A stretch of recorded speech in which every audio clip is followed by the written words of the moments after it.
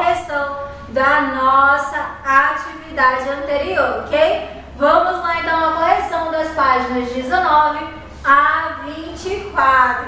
Espero que vocês tenham realizado aí essa atividade, hein? Vamos então para a nossa correção. Lá na página 19, ele vai perguntar o seguinte: analise o infográfico da página 20 e responda as questões a seguir. Qual transporte de carga é mais utilizado no Brasil? É o transporte rodoviário. Na letra B, qual é o transporte de carga menos utilizado no Brasil? É o transporte aéreo. Na letra C, qual tipo de transporte de carga é o segundo mais utilizado no Brasil? Transporte ferroviário, ok? Vamos seguir então a nossa correção. Vamos lá. Na questão 2, observe o mapa a seguir e depois responda as questões. Na letra A, qual tipo de transporte está representado aí no mapa? Então, é o transporte hidroviário ou aquaviário também. Navegação de cabotagem. Então, olha só. Na letra B, ele vai perguntar o seguinte: o que significa navegação de cabotagem? Nós temos aí, é a navegação realizada principalmente no litoral, com a terra à vista e entre portos de um mesmo país ou portos a pequenas distâncias, ok? Então, essa aí é a letra B. Seguindo aí a nossa correção na letra C, em sua opinião, a geografia do Brasil é favorável a esse tipo de transporte de carga? Justifique sua resposta. Então, em sua opinião, viu, quarto ano? Opinião de vocês. Na opinião da professora, eu coloquei o seguinte: que a geografia do país é favorável a esse tipo de transporte, uma vez que o território ele apresenta um extenso e abrangente litoral. Isso significa um número aí de portos em toda a costa, certo? Então, essa aí é a letra C da questão 2 da nossa atividade, ok? Seguindo aí na questão 3. Depois da leitura, né? Vocês iam fazer a leitura aí da imagem a seguir e também do texto e responder aí: qual o principal tipo de transporte utilizado para a entrega dos produtos no mercado? Vê o peso, que era o nome aí do porto, né? Transporte hidroviário, embarcações de canoas e barcos da região, ok? Na letra B, qual a origem do nome do mercado Ver o Peso? O mercado Ver o Peso servia de entreposto fiscal no século XVI, onde eram pesados todos os produtos que chegavam à cidade e por isso recebeu dos portugueses o nome de Casa de Haver o Peso, ok? Na letra C, além da comercialização de produtos do setor primário, que outra função importante o mercado Ver o Peso desempenha? O mercado Ver o Peso assume a função histórica e cultural, pois representa uma importante atração turística do país. Essa aí é a nossa questão 3, ok? Então, façam aí a correção certinha do livro de vocês. Seguindo aí para a questão 4. Leia o mapa a seguir e, com base na sua interpretação, responda as questões. Qual é o tipo de transporte representado no mapa? Nós temos aí o transporte dutoviário.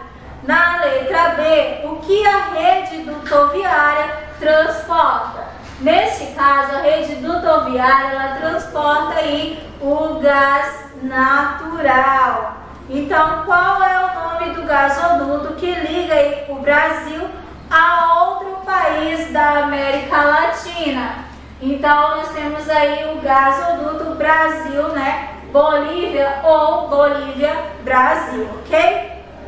Na letra D, a maior parte da rede dutoviária na região norte do Brasil está em operação ou estudo. Em operação. Então, essa aí é a correção da questão 4 da página 23, ok? Na questão 5 é o seguinte, ele vai pedir para você analisar, atirar a seguir e trocar ideias aí. Aí, seguindo essa leitura, a relação entre os produtos que consumimos diariamente e os meios de transporte, né? No caso, produtos que vêm do campo para a nossa mesa. O que pode acontecer quando essa relação é afetada negativamente? Como o exemplo que ele deu aí, né? Não tem alimentos no supermercado, a mulher tá vendo aí, tem greve, não temos combustível. Aí eu coloquei um negocinho aqui para vocês relembrarem, né? Para ter uma ideia de como essa rede de transporte ela pode afetar o nosso meio aí. Que no ano de 2008, os caminhoneiros responsáveis pelo transporte rodoviário de carga iniciaram uma greve nacional, reivindicando a redução do preço do combustível, né? Do diesel.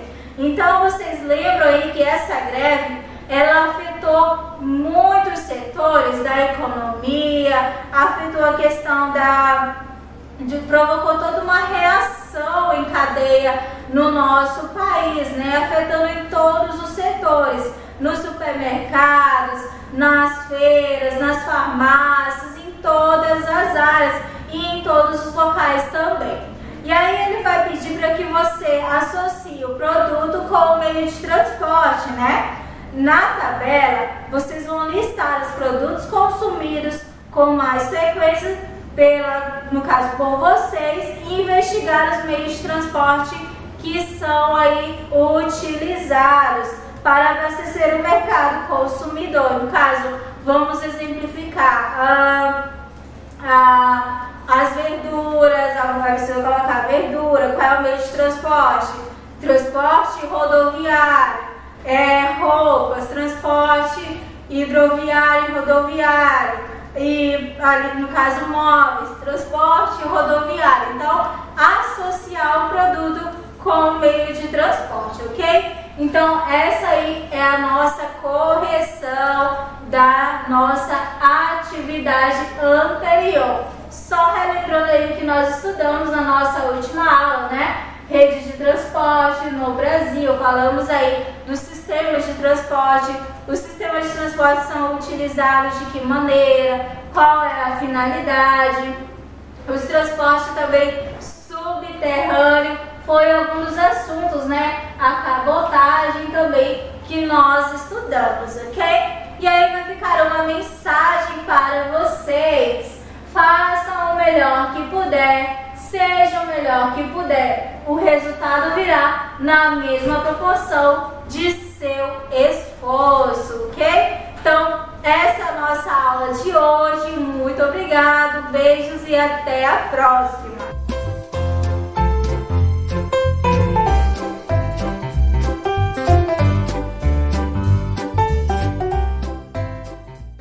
Olá, quarto ano, novamente. Agora a gente vai para a nossa aula regional. Vamos para a nossa aula de História de Rondônia. O que nós vamos aí aprender hoje na nossa aula de História?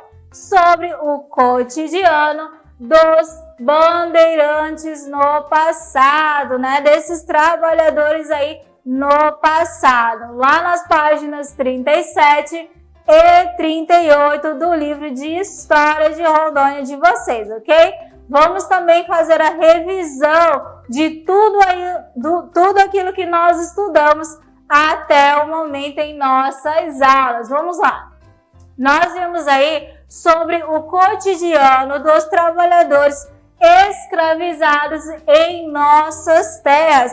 Como é que era? Como é que esses trabalhadores, né, eles realizavam a sua função, sendo que muitas vezes eles não tinham conhecimento da nossa região. Aí ele vai destacar o seguinte, que eles não realizavam as atividades ligadas somente à mineração, mas também à pecuária, aos trabalhos domésticos, à construção de obras públicas, açudes, entre vários outros serviços.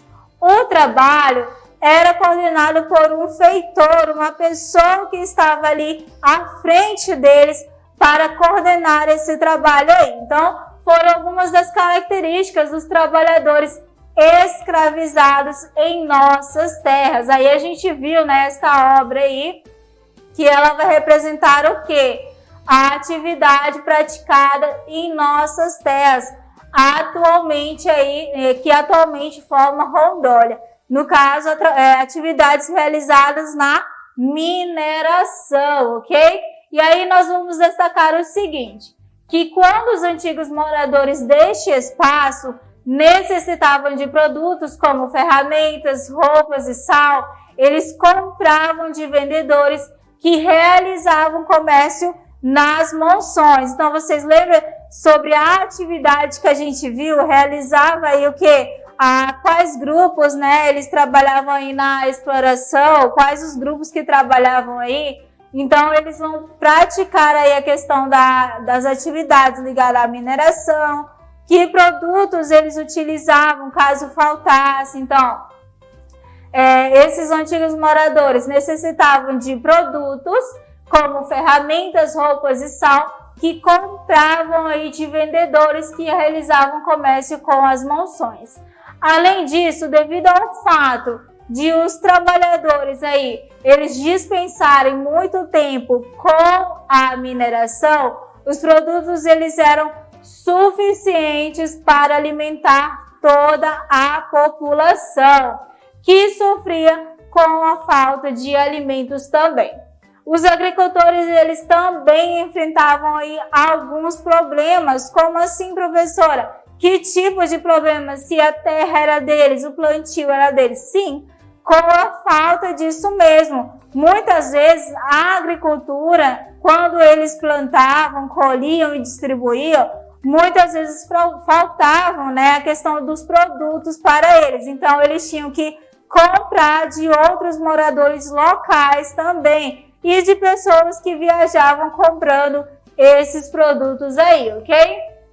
Nós temos também relacionando, né, ao cotidiano deles. Olha só, que devido à ausência de alimentos e de utensílios, o comércio no Vale do Guaporé, ele foi muito importante na época em que o Brasil era a colônia de Portugal, por meio de monções que saíam de Belém do Pará e São Paulo, ou seja, pelas viagens realizadas por eles aí. Então, os antigos moradores da nossa região adquiriam utensílios domésticos, como, por exemplo, tecidos, o sal, açúcar, escravizados africanos, materiais para construção e também para ferramentas. Então, observem só, faltava produtos em nossa região? Sim, mas eles tinham produtos que eram trazidos por outras pessoas. Questão também interessante que eu achei que ele vai relacionar os escravizados, né? Que esses escravizados, como eles vinham junto com a colônia portuguesa e com outros exploradores também, eles também eram utilizados para trabalhar na nossa região, mesmo eles não sendo do dono da colônia da nossa região, mas eles eram trazidos também por essas pessoas aí. O comércio na região do Vale do Guaporé esteve diretamente ligado, relacionado ao trabalho na mineração. Por esse motivo, quando ocorreu o declínio dessa atividade, o comércio com os habitantes desse espaço também diminuiu. Então, olha só como é que era, né, a questão do cotidiano desses trabalhadores aí no passado, relacionando a vivência deles antigamente e atualmente também. Então, ele vai destacar essas características aí, lá nas páginas 37 e 38 do livro de geografia de vocês, tá bom? Seguindo aí, os viajantes dessas monções enfrentavam quais dificuldades? Dificuldades para chegarem à nossa região, devido ao desconhecido, né, contorno do espaço, eles não conheciam as rotas, devido às embarcações, que eram embarcações precárias que eles tinham. Então, muitas vezes, os barcos eles não eram próprios para a navegação, então ocorria aí a questão da precariedade e eles não conseguiam chegar ao seu destino, e também pelo desconhecido, né, os ataques indígenas, ok? O Rio Madeira, ele recebeu esse nome por causa da existência de muitos troncos em nossa região. Então, outro destaque aí que vai falar sobre o cotidiano dos trabalhadores no passado. Os viajantes terrestres também enfrentavam com o que acabei de falar, né? O ataque dos indígenas, além das enchentes, secas e epidemias, e também os animais perigosos. Então, esse daí foi um dos assuntos destacados nas páginas 37 e 38 do livro de vocês, ok? Como prática para casa, vai ficar aí a página 39 do livro de História de Rondônia. Página 39 do livro de História de Rondônia. Por hoje é só, muito obrigada e até a próxima aula.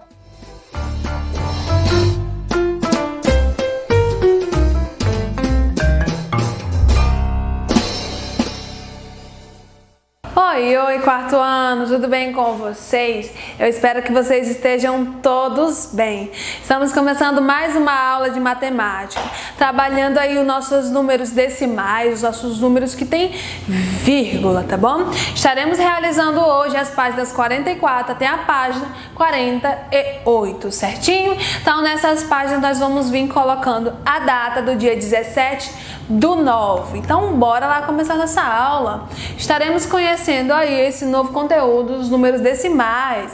É visto muito números decimais aí nos reais, tá bom? No nosso sistema monetário. Vamos observar aí a seguinte situação, que uma moeda de R$1 pode ser trocada aí por 10 moedas de 10 centavos, tá bom? Nós vamos ver aí a representação, que a moeda de R$1 pode ser trocada por 10 moedas de 10 centavos. E considerando a moeda de R$1 como inteiro, vamos considerar aí uma moeda de R$1 como inteiro, nós podemos dizer aí que ele foi dividido em 10 partes iguais, que são as 10 moedas de 10 centavos. Quando nós vamos vir aí representando uma moeda de 10 centavos, aí nós vamos ter aí uma moeda das 10, tá bom? E nós vamos ter a fração 1/10. Lemos essa fração como mesmo? Se é 1 sobre 10, é 1/10. A gente vai ter aí que em uma fração, o traço que separa o numerador, que é o de cima, e o denominador pode indicar uma divisão. Vocês sabiam? Toda fração, ela é uma divisão. Bom, então nós vamos observar aí que usando uma calculadora para dividir o numerador, o 1 para 10, nós vamos ter aqui, ó, vamos obter 0,1, ok? Uma dica que eu vou dar para vocês é sempre assim, observa o denominador, é 10, então o resultado da nossa continha na forma decimal sempre vai ter um número após a vírgula. Se é 10, tem um número à direita da vírgula. Se é 100, vai ter 2 números à direita da vírgula, tá bom? Então, no caso aqui, a gente observa que só tem um número após a vírgula, que é exatamente 1, certinho? Então, nós temos aqui que a fração 1/10 pode ser representada aí na forma decimal, 0,1. Agora, a gente tem aí que o número decimal, 0,1, representa uma parte menor do que o inteiro, né? Que aí é a 10ª parte do inteiro. Vamos observar que o número decimal, ele tem parte inteira, que é a esquerda da vírgula, e a parte decimal é a direita da vírgula, ok? A vírgula, ela separa a parte inteira da parte decimal, certinho? No quadro de ordem, nós vamos ter a representação. Nós conhecemos a parte inteira, já estudamos, ó, a parte inteira, que nós temos aí, vamos trabalhar com unidade, dezena e centena. E a parte decimal nós estamos conhecendo agora, onde nós vamos trabalhar o décimo e o centésimo. E futuramente nós vamos estar trabalhando aí o milésimo, tá bom? Então, nós temos a representação aí do 0,1, ok? A gente também pode trocar uma moeda de R$1 por moedas de 1 centavo. Vamos ver aqui a seguinte situação. Para fabricar uma moeda de 1 centavo, são gastos aí 9 centavos, tá bom? Aquela moedinha de 1 centavo, essa aqui, ó, que não é mais fabricada, tá bom? Essa moeda de 1 centavo era gasta os 9 centavos. Então, meio que não tinha lucro, tá bom? Então, ela parou de ser produzida, mas ainda existem alguns lugares que essa moeda está em circulação. Nós temos aí, ó, que a moeda de R$1 pode ser trocada por 100 moedas de 1 centavo, tá bom? Então, nós vamos considerar aí a moeda de R$1 como inteiro. E aí, nós podemos dizer aí que ele pode ser dividido em 100 partes iguais, quando é trocado aí por moedas de 1 centavo, ok? Então, nós temos aí que a fração do inteiro, que uma moeda de 1 centavo representa, é 1 sobre 100, que a gente vai ter aí 1 centésimo, ok? E, novamente, usando uma calculadora, né, para dividir o numerador pelo denominador, nós vamos observar, vamos obter 0,01. Outra coisa, denominador é 100. Tem quantas casas após a vírgula? 2. O 100 tem quantos zeros? 2. Sempre vamos lembrar assim, tá bom? Então, a representação decimal, aqui a forma decimal da fração 1 sobre 100 é 0,01. E a leitura é igual, tá bom? Tanto da fração como da forma decimal, beleza? Novamente, a gente vai ter aí a parte inteira e a parte decimal, ok? Agora, no quadro de ordens, temos que a parte inteira é a 0 e a parte decimal é 1 centésimo, certinho? Agora, nós vamos observar aí algumas representações em reais. 5 centavos. Nós vamos ter aí a representação de 5 de 100. E aí a fração é 5 de 100. Na forma decimal, a gente vai ter 0,05. 2 casas aí após a vírgula. 50 centavos, nós temos 50 de 100. E aí nós temos a forma decimal aí, 0,50. Novamente temos 2 casas após a vírgula, tá bom? Agora nós temos R$1,25. Lembra que 100 vai indicar aí R$1 inteiro, tá bom? Ok? E aí nós temos R$1,25. Então nós temos 1 inteiro e 25, certinho? E nós temos aí 125 sobre 100, porque no total foram pitados 125 e aí cada um tem 100. Na forma decimal, a gente tem 1 inteiro e 25 aí centavos, 25 centésimos também, né? Nós lemos 1 inteiro e 25 centésimos, tá bom? Agora no quadro de ordens, a representação de 5 centavos. Olha uma coisa que a gente pode associar: os centésimos com os centavos, tá bom? Nós temos 5 centésimos, é os 5 centavos, tá bom? Nós temos ali, ó, 50 centésimos, é os 50 centavos. E 1 inteiro e 25 centésimos é R$1,25, tá bom? Os números que nós escrevemos com vírgula, que separa a parte inteira da parte decimal, são os números decimais, ok? Agora a gente tem uma atividade para estar realizando aí. Observe o desenho que um aluno do 4º ano representou na malha quadriculada. Olha lá aquele desenho. Pontinho. Represente as partes coloridas da figura por meio de uma fração e de um número decimal. Vamos lá, vermelha. Sabendo que no total tem 100. Quantos foram pintados aí vermelha? A gente observa que nós temos 3 linhas e 4 colunas. 3 vezes 4 a gente sabe que são 12. Ele quer aqui, ó, uma fração e um número decimal.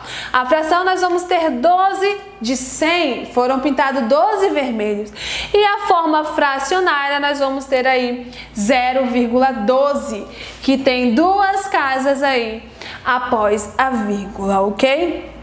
O verde foram pintados ali 6, a fração é 6 centésimos. E agora a forma do número decimal são 0,06. De novo, aqui só tinham 6. A gente precisa acrescentar aí o 0, porque precisa ter 2 casas após a vírgula, tá bom? O marrom e toda a parte colorida você vai pausar e vai realizando. O marrom é só contar, tá bom? E a parte colorida você precisa somar tudo isso. Você vai somar o numerador 12 mais 6 e mais o numerador aqui do marrom. E o denominador vai continuar sendo 100, né? Depois você vem colocando ela de forma decimal. Pause e realiza.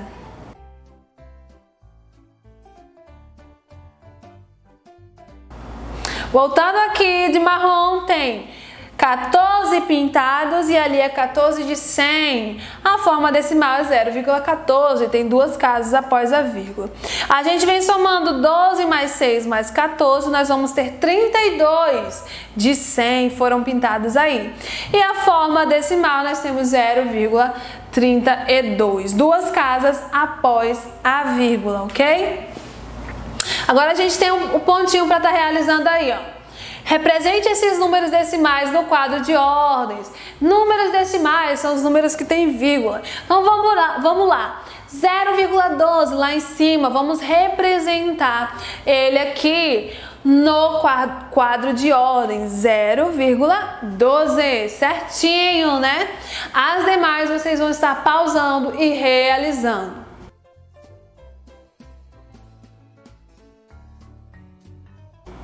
Voltando aqui, vamos conferir se fizeram certo? Olha lá, 0,06, 0,14 e 0,32, certinho, né?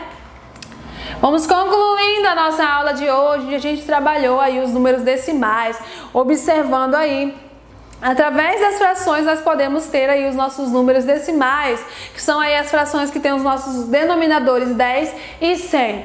Se a fração ter o 10 como denominador, o número decimal vai ter apenas uma casa após a vírgula. Se a fração tiver o 100 como denominador, esse número decimal vai ter 2 números após a vírgula, tá bom? E nós temos aí que os números decimais são aqueles que têm as vírgulas que separam a parte inteira da parte decimal, ok?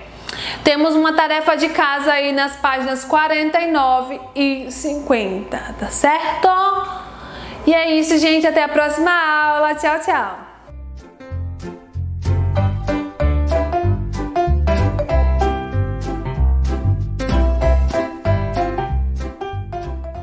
Hello students, good morning, good afternoon or good evening, tudo bem com vocês?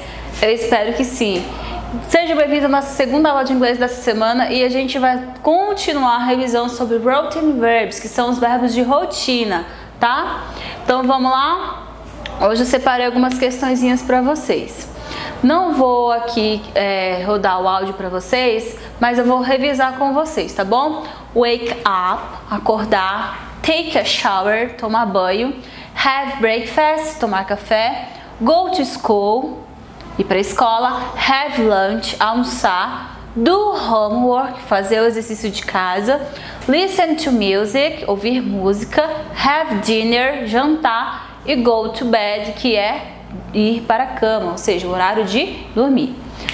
Então, vamos passar aqui para uma atividade. Se você quiser voltar na aula de terça-feira para olhar outros verbos, eu acho interessante, tá? Porque assim, eu não vou ficar utilizando o mesmo material por várias e várias aulas, tá?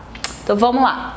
A atividade para hoje que eu separei aqui é um pequeno texto que vocês irão... Na verdade, não é um pequeno texto, é uma atividade que vocês irão ter frases que vocês podem utilizar esses verbos. Então, atenção, eu acredito que aqui eu tenho verbos que vocês não vão utilizar. Vocês vão ter que encontrar sentido na frase de vocês. Vocês vão observar uma imagem e seguido de uma frase. Então, vocês vão procurar um verbo, o melhor verbo para poder descrever o que acontece naquela imagem para poder completar a frase corretamente. Que é o que diz: complete the sentence with the correct routine verb. Complete as frases com o verbo de rotina correto. Para cada frase tem o seu verbo corretinho, tá? Só revisando aqui. Daily routines, eu tenho coisas da rotina diária que as pessoas fazem todos os dias. Have dinner, jantar. Go to é ir para algum lugar, né?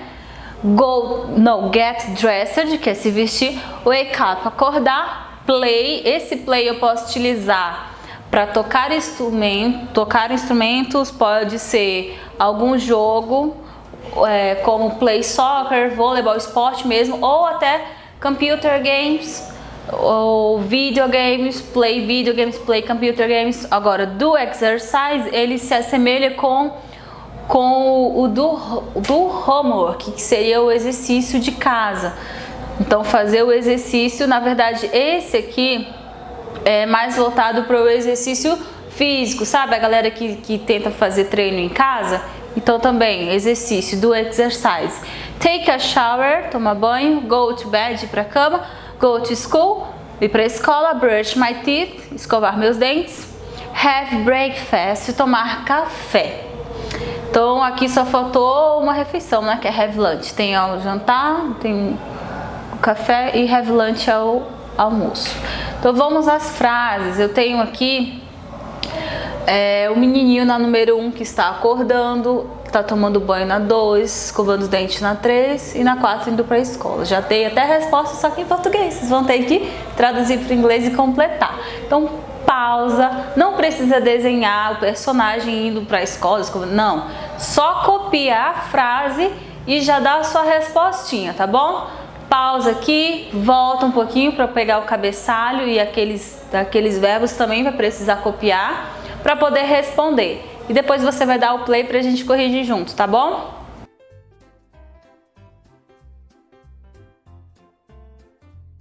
Vamos ver se está tudo ok?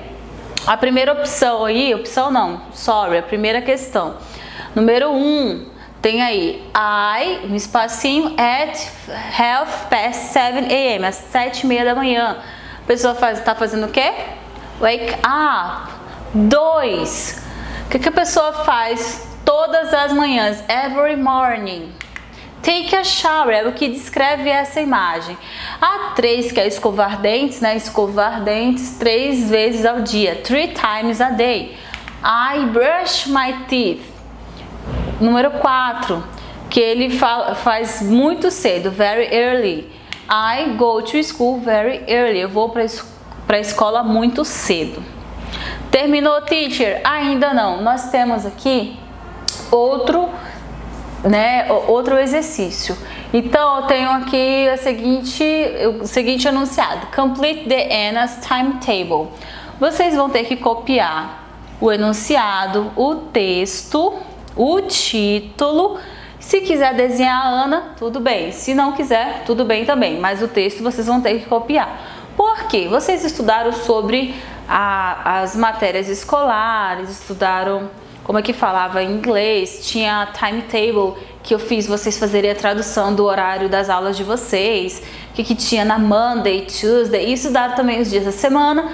Então assim, vocês vão copiar, dá um pause para copiar, depois vocês vão desenhar com uma régua, ou se não tem régua em casa, procura algo que vocês consigam fazer em linha reta, né? Pegar como base para fazer a linha e fazer os dias da semana, os 7, tá? Monday, Tuesday, Wednesday, Thursday, Friday, Saturday e Sunday.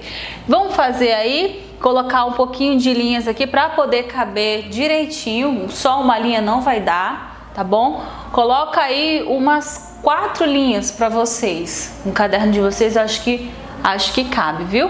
Ah, teacher, mas não cabe os 7 dias no caderno em pé.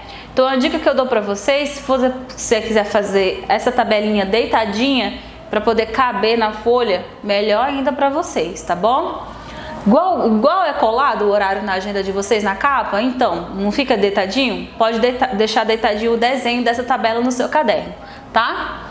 Então pausa aí, desenha direitinho essa tabela, porque agora, depois de você ter copiado tudo, vamos aqui às informações desse pequeno texto. Vamos lá? She is Anna. On Mondays, she reads books. On Tuesdays, she writes stories. On Wednesdays, she studies English. On Thursdays, she plays with the ball. On Fridays, she goes to the park. On Saturdays, she eats pizza. On Sundays, she sleeps all day. Então, falei de todos os dias da semana o que ela faz a cada dia, tá? Então, agora vocês irão copiar direitinho o que ela faz nesses dias. Vamos lá ver? Copiaram do texto? Vamos ver se tá tudo ok na tabelinha de vocês então, tá?